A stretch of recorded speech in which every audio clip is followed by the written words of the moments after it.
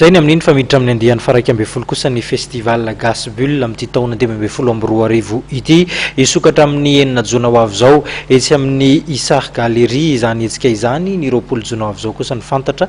fa hekatonany ity etsika ity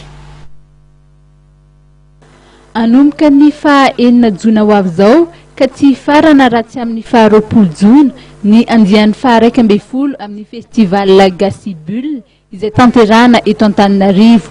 Anisan'ny mampiavaka ity etsika ity ny fandraisan'ireo tanora an-tanana ny etsika ary ihany koa ny fampivadiana ny tontolon'ny mozika sy ny bande dessinée. Festival Gasbull ty tontia ao anatin'ny fa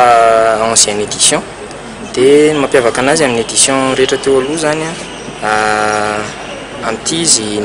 ny tanora ny tena nandray tanana ny organisation rehetrarehetra nouvelle génération ana BDiste zany dia be ny zavatra prévu au programme près de exposition anaky fito no prévu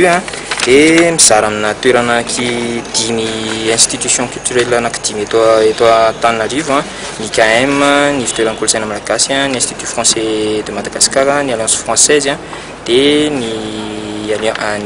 CRAM eny amin'ny université ny Isar Galerie ny Ampasanimalo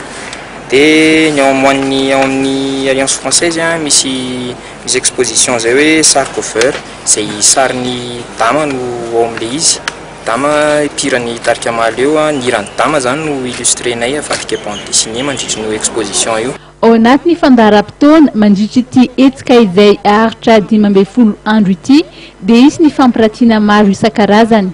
Ankoatr'ireo fampiratiana maro be ireo dia isy ihany koa ny fionana amin'ireo mpamorona bande dessinée. Ho an'ny tanora mpikirakira ity zavakanto ity dia isy ihany koa ny fifaninanana isafidianana izay mendrika indrindra. Iban-toerana amin'ity etsika ity ny kolontsaina aziatika ary mihoatra ny 30 ireo mpanakanto andray anjara.